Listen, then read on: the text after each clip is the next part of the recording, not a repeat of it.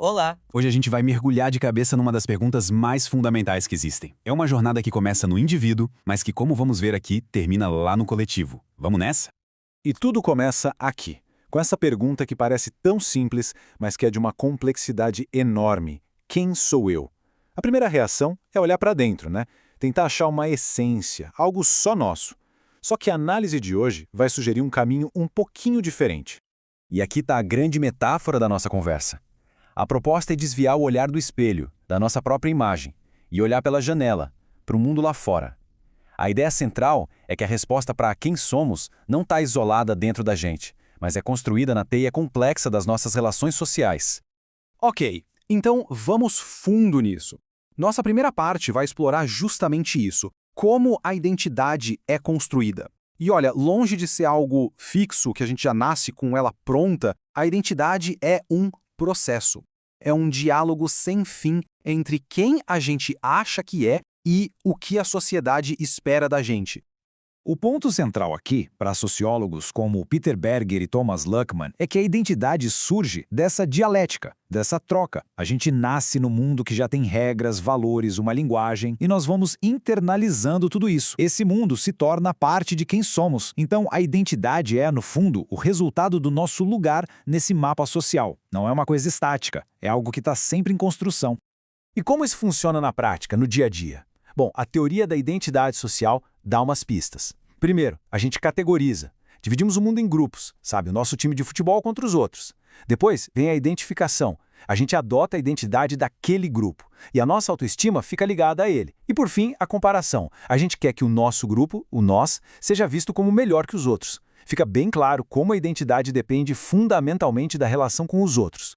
Agora, um conceito fascinante que ajuda a entender isso é o de hábitos, do sociólogo Pierre Bourdieu. Pensa no hábitos como se a sociedade fosse se depositando dentro da gente. É tipo uma segunda natureza que molda nossos gostos, nossa postura, o jeito de falar, nossas ambições e, o mais doido, muitas vezes de forma totalmente inconsciente. É a estrutura social virando corpo e mente. E esse exemplo ilustra perfeitamente o poder do hábitos. Ele cria um senso de lugar. Um jovem de uma família trabalhadora pode sequer cogitar prestar vestibular para uma universidade de elite, e não por falta de capacidade, mas porque o hábitos dele faz com que aquilo pareça um mundo que não é para ele. É desse jeito sutil que as desigualdades sociais vão se reproduzindo, quase como se fossem escolhas naturais de cada um. Bom, a partir do momento que a gente entende que a identidade é socialmente construída, a gente chega numa encruzilhada.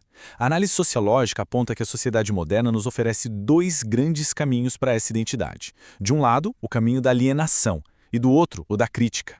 Essa tabela resume bem o conflito. A identidade alienada leva ao isolamento, ao consumismo, a uma tendência de enxergar problemas estruturais como fracassos pessoais. E, claro, a passividade. Já a identidade crítica se constrói na solidariedade, na agência, ou seja, na capacidade de agir, na compreensão de que a luta é coletiva e na conexão com a história. São dois mundos completamente diferentes. E para entender a fundo a identidade alienada, precisamos ir na sua raiz, lá no trabalho, como descreveu Karl Marx. É quase uma reação em cadeia. Primeiro, a pessoa se distancia do produto que ela mesma cria. Depois, se distancia do próprio ato de produzir, que deixa de dar satisfação. Isso a afasta da sua própria essência criativa.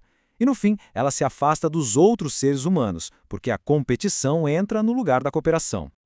Na nossa era, que o sociólogo Zygmunt Bauman chamou de modernidade líquida, essa alienação ganha uma cara nova, a da identidade consumista. A lógica se inverte. Não é mais não sou o que produzo, mas sim sou o que compro. O consumo vira a principal maneira de construir quem somos, de buscar algum sentido para a vida.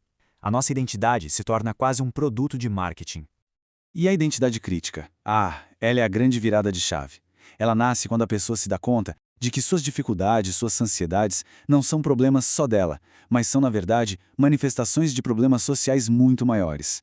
É a mudança do eu para o nós. Então, como é que acontece essa passagem? Como se vai da alienação para a crítica? Existe um gatilho, um ponto de virada decisivo. É sobre isso que a gente vai falar agora. Esse ponto de virada é o desenvolvimento da consciência de classe. Marx fazia uma distinção importante entre a classe em si, que é um grupo de pessoas que objetivamente têm a mesma condição, mas se enxergam como indivíduos isolados, competindo uns com os outros, e a classe para si. Essa segunda é quando o grupo se torna consciente dos seus interesses em comum e se organiza para lutar por eles. É aí que a competição dá lugar à solidariedade. Mas por que é tão difícil desenvolver essa consciência? O filósofo Georg Lukács nos ajuda a entender com o conceito de reificação. Pensa assim, é o processo que nos faz ver criações humanas, como economia, como se fossem fenômenos da natureza. A gente olha para o mercado financeiro como olha para o clima, algo que simplesmente acontece e que está totalmente fora do nosso controle. E como a gente supera isso? O educador brasileiro Paulo Freire nos dá o caminho, a conscientização. E não é só ficar pensando não. É unir ação e reflexão, o que ele chamava de praxis. Por exemplo, moradores de um bairro refletem sobre a falta de uma praça, se organizam para construí-la, isso é ação. E essa experiência os ensina sobre política, sobre comunidade, gerando uma nova reflexão. É esse ciclo que nos torna donos da nossa própria história. E uma vez que essa consciência crítica desperta, ela precisa ir para a rua. Ela não pode ficar só no campo das ideias. Ela tem que se transformar em ação política concreta. Vamos ver como isso se manifesta na prática. A expressão dessa consciência é o que chamamos de cidadania coletiva. E isso é bem diferente da ideia tradicional de cidadania, que muitas vezes é individual, focada só no voto. A cidadania coletiva é uma prática conquistada, construída de baixo para cima. Ela acontece na organização em sindicatos, associações e, principalmente, nos movimentos sociais. Os movimentos sociais são, de fato, o grande palco da cidadania coletiva. Eles são capazes de construir identidades de orgulho e de luta, transformando o que antes era estigma em força. Eles lutam por direitos concretos, como moradia, terra, e, ao fazer isso, resistem ativamente à lógica do individualismo.